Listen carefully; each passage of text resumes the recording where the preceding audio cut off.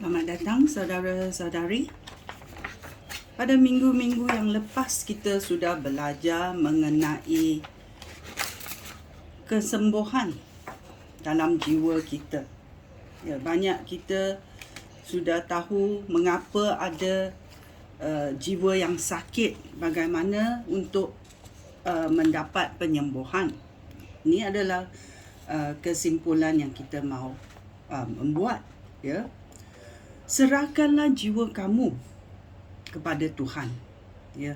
Kerana Tuhan bukan sahaja mahu menyembuhkan luka-luka pada masa lalu, ya.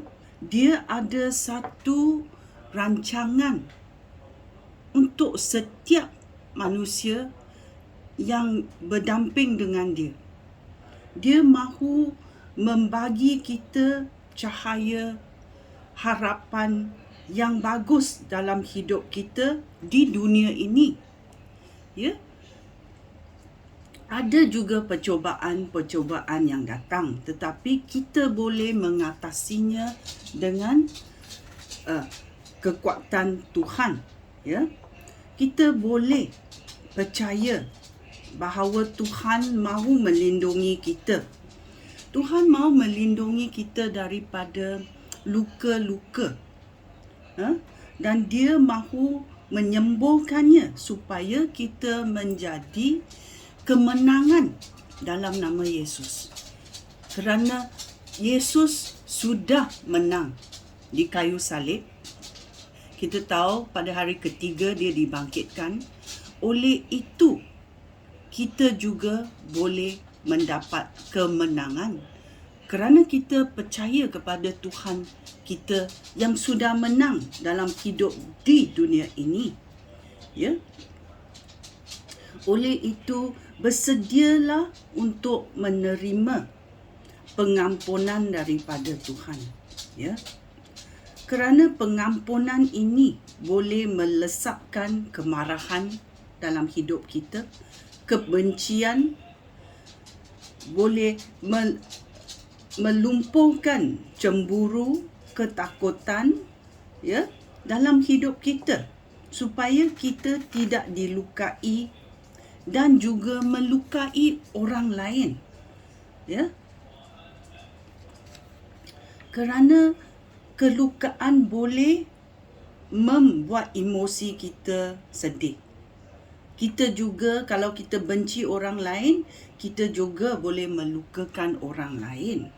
Oleh itu, untuk jiwa kita disembuhkan, kita serahkan jiwa kita kepada Tuhan, untuk Tuhan menggunakannya, menyembuhkannya, ya, supaya kita dapat kesejahteraan dalam hidup kita. Kita dapat kegembiraan. Kerana kita tahu apa yang Tuhan mahu dalam hidup kita adalah baik. Bukan untuk kejahatan. Tuhan mahu kita baik.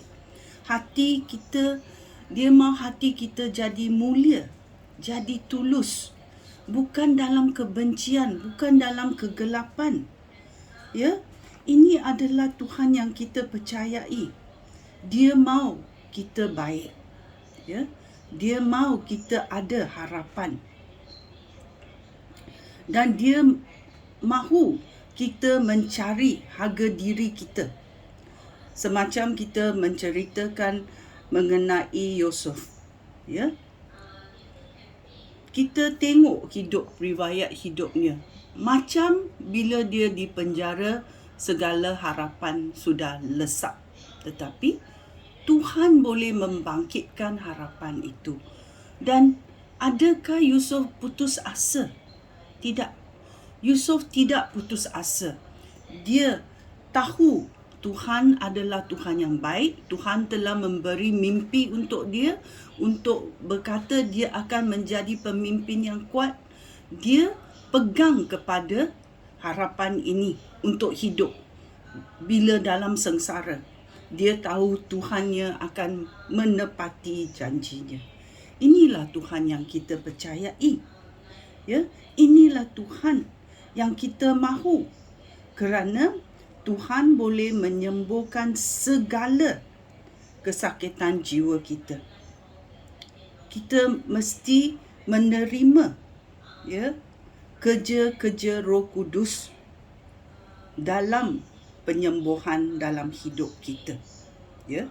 So kita tahu Yesus boleh memberi kita pengingatan apa-apa kejadian dari dahulu yang kita telah dilukai, hati kita dilukai, dan dia mahu memberi kita kenangan ini supaya kita boleh bertaubat.